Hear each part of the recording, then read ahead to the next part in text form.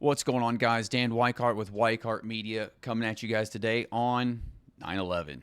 If you haven't already, go ahead and slide over to our Instagram along with our Twitter as well. You can find us at Weichart Media on virtually all social media platforms. As I posted a thing a little bit earlier today just talking about properly remembering today. You know, many people that are alive today that were children or not even born. It's the 22nd anniversary of 9/11. That's crazy to think about. You know, even myself, I was still a young man, but at least old enough to remember it. And I certainly was old enough to have grown up in the America that effectively was birthed out of the aftermath of 9/11. So it's important that we think back and remember that, not only to remember those lost, the heroes made, but also to remember the lessons learned. And so if you saw my Instagram post earlier today, I did a quick little tribute to, I say little, but a quick tribute to those guys for as much as the Instagram platform will allow. But I had some additional thoughts that I wanted to share on 9/11 and the lessons thereof. And so that would really lend itself to this platform rather than, or these platforms rather than, Instagram or whatnot. So without further ado, I'll just jump right into it. One of the key lessons that I think we should learn from, well, before I get into that, let me just say, if you didn't see the Instagram post again, let me go ahead and give you that message too, because that's ultimately one of the key messages that you need to lead off on when it comes to remembering this day and sort of the effect that it had on America as a whole. So firstly, we should remember those who were lost. 2,977 individuals were snuffed out by radical Islamists on that day, and today would be a great day to remember their families, at least in prayer, if not your thoughts, because I'm certain that they are still mourning the loss of their loved one. As I said earlier, though it was a day of great and tragic loss, it is also a day where heroes were made. First and most obviously, in first responders and bystanders who were just hanging out there on that day, and their world changed on a dime. But nevertheless, they snapped into action and tried to save as many lives as humanly possible in the aftermath of the planes hitting the buildings. Following that, we should also remember that a lot of those individuals were kind of dealt a bit of a shaft by their government, told that it was safe to be in and around those areas, without the proper PPE, that's personal protective equipment. And many of those guys and gals are suffering from severe health consequences in the aftermath, having dealt with 9/11. So that's something that we shouldn't forget, certainly not easily.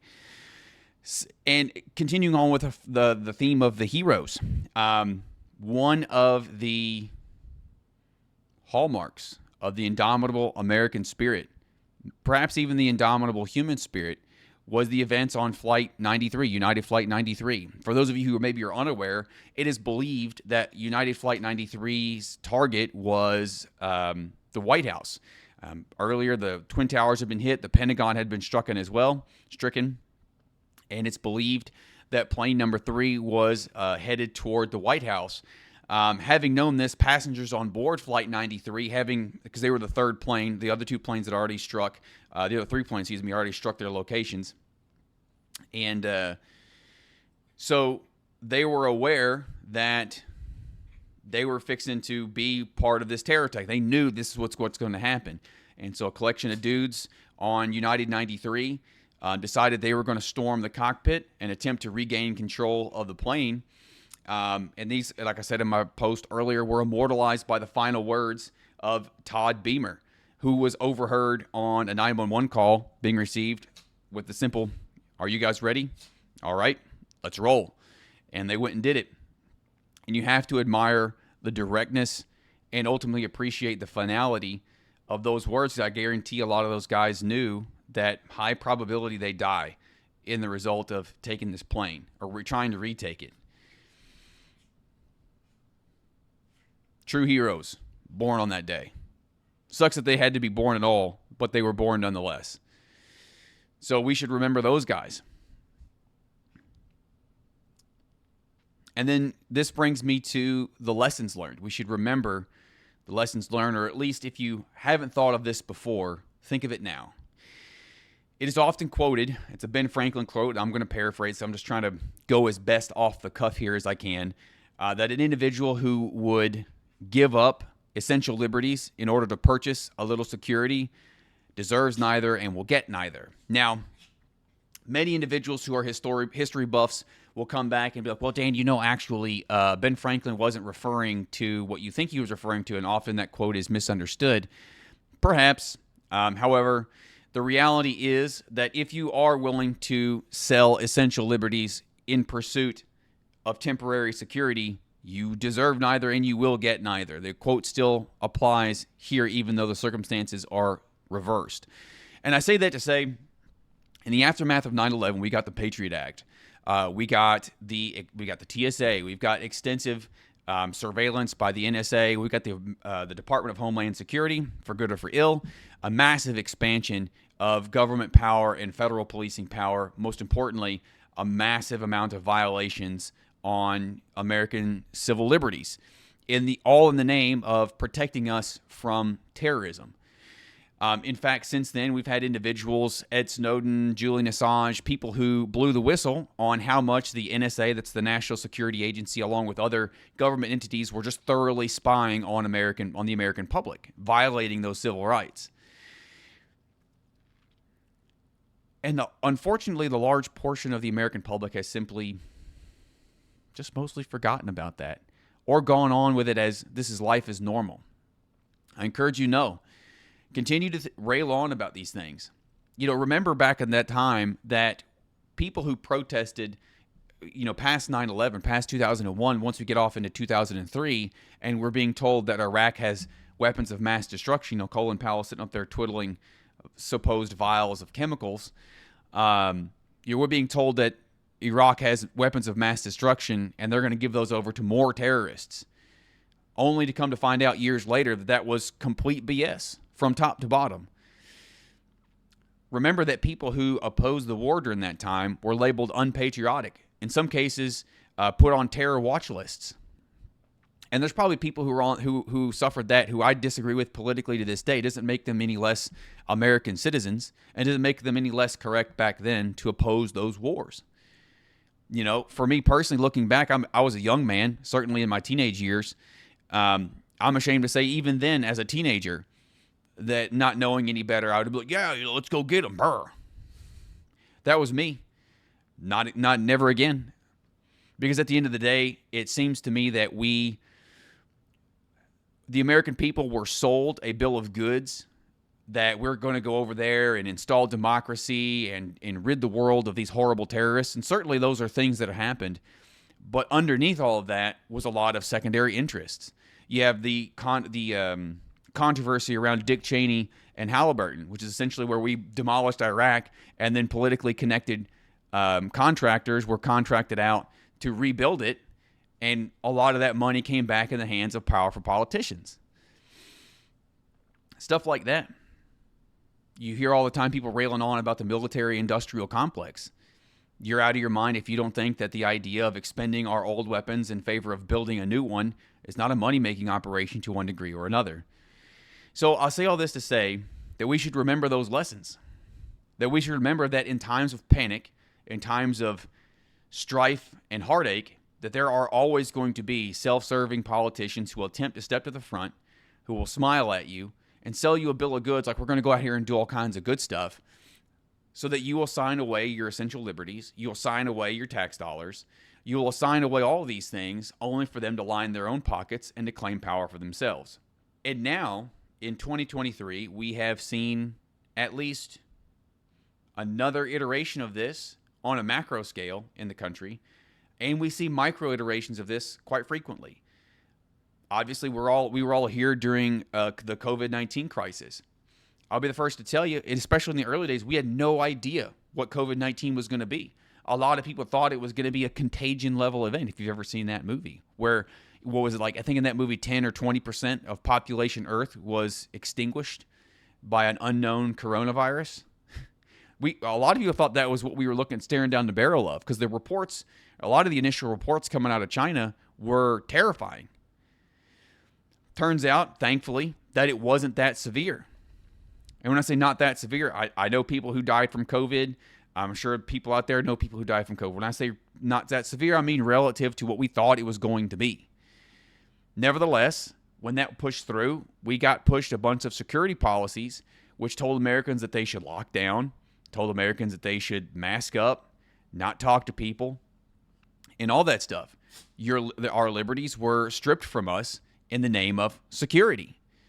And at the end of the day, what we soon discovered, or quickly discovered after COVID really started making its rounds, was that it dramatically affected the elderly.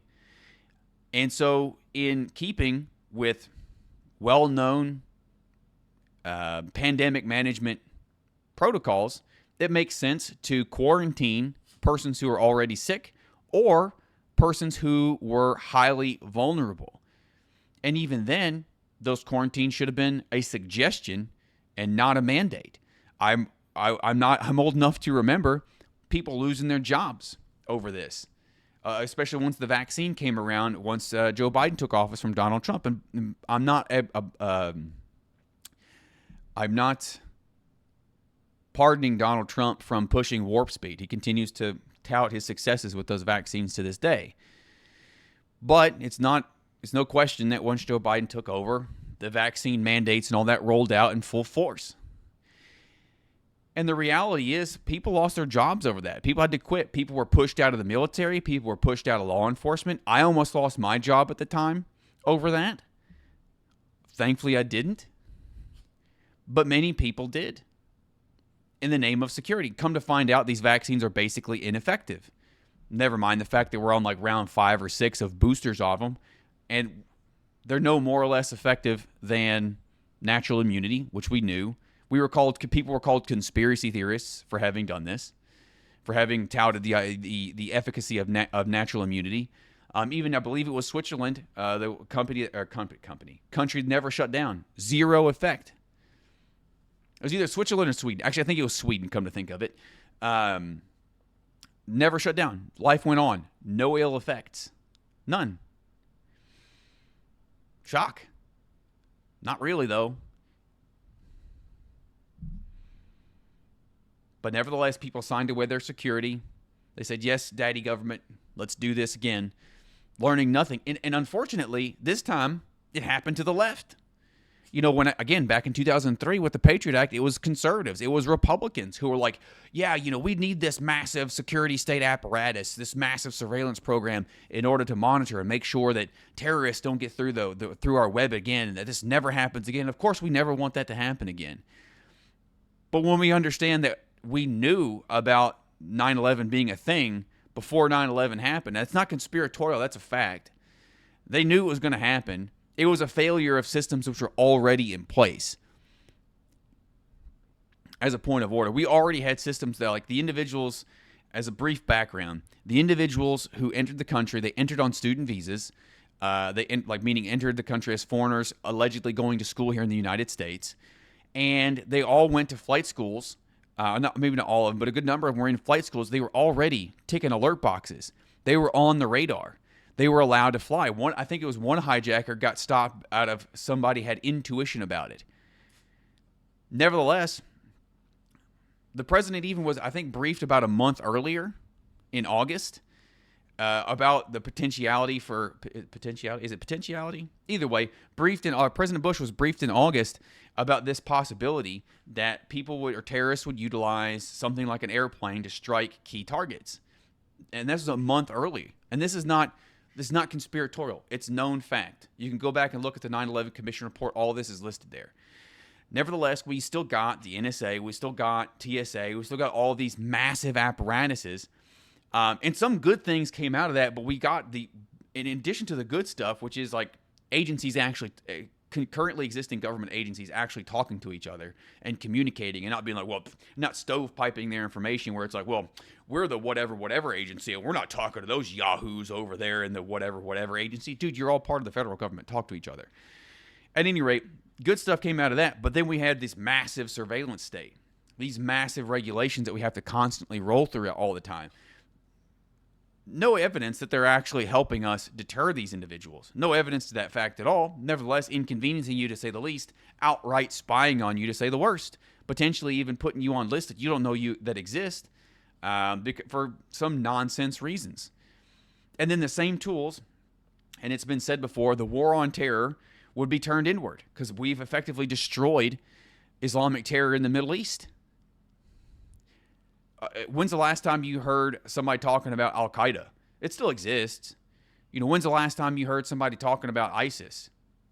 It still exists, but it's a nothing threat at this point. I say nothing, but it's not inconsequential, but it's not on people's radar like it used to be. Currently, the most newsworthy radical Islamist organization that still exists is the Taliban, which are effectively the government of Afghanistan now. So I don't mean to laugh, but I mean it's ridiculous how that went down, but that's a whole separate topic. So that stuff's gone. And now that its enemy is gone, that state is being turned inward. Now we're trying to find domestic terrorists. Now that same apparatus that right-wingers potentially back in 2003 was all gung-ho about is being turned on right-wingers now. And honestly, if you're on the left right now and you're thinking, ha, got you, stand by, dude. It's going to get turned on you too. It's going to get the same stuff that gets used against you will get used against the left, gets used against everybody. It was the conservatives back in 2003, and now it is the left championing these COVID-19 lockdowns and other things. And this happens on a micro scale in all kinds of different places as well. It's not like it's just these macro level, these huge government entities. It happens all the time. A prime example right now of, again, a relatively smaller incident being the fires in Lahaina, Hawaii. You're like, what are you talking about, Dan? Firstly, it was a failure of government. For starters. The government early warning systems for those fires and whatever else. It was a failure of those systems. The government is trying to dodge responsibility, which is same concept, same exact thing that happened with 9/11. The government knew about it, dodged responsibility because all the elements, all the pieces were there in the government beforehand, but everybody was stovepiping their information and refused to share it. It was all there. There's people to be blamed. There's people, entities to be blamed, systems to be blamed, but those systems still exist. So in order to dodge all this stuff, the argument was made in 9/11 that, we couldn't have detected this. We need a much more robust system. And that's what we got with the Patriot Act. Similarly, we're getting the same thing with COVID. We need to have all these emergency proclamations. We need to have mandates. You need to be ordered to mask up again, ordered to lock down again. Hell no. And then the same thing, and a similar thing happening in here in Lahaina. You had a failure of government to properly warn the people, failure of government to put the right people in place that knew what they were doing. Again, the emergency manager guy, Andai, I think is his last name, who was over Hawaii, largely to believe a political appointee, essentially. Do you want a political appointee running your emergency management system? I think not. But we have people to blame, but they're not interested in getting blamed. So what are they doing? There's no way we could have learned about this. They're sidestepping the issue, smiling and dancing while the media is interested, which they were interested for all of 2 weeks.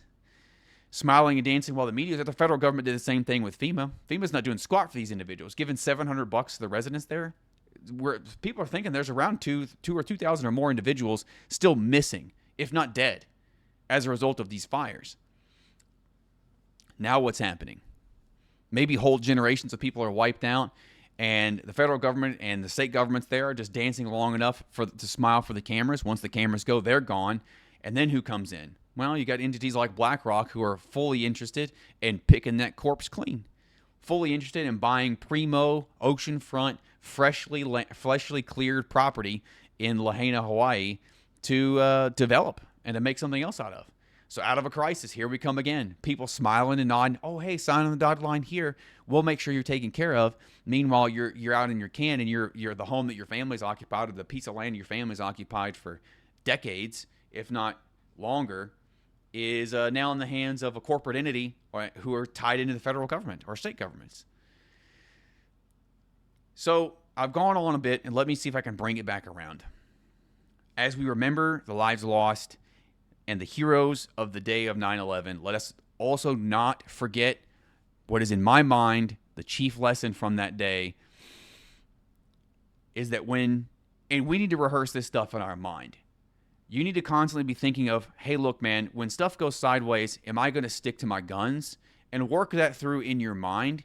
Because what we need to remember is that when crisis hits, when we're panicking, when Americans were hurting, and Americans, the American people, were coming together, unlike any other time in previous history, at least in my lifetime especially, opportunistic politicians, corporations, military-industrial complex types came in and sold the American people a bill of goods which essentially stated, if you do not sign away your privacy, if you do not sign away your essential liberties, then this will happen again. That is not the mark of a good leader. That is not the mark of someone who has your interest at heart.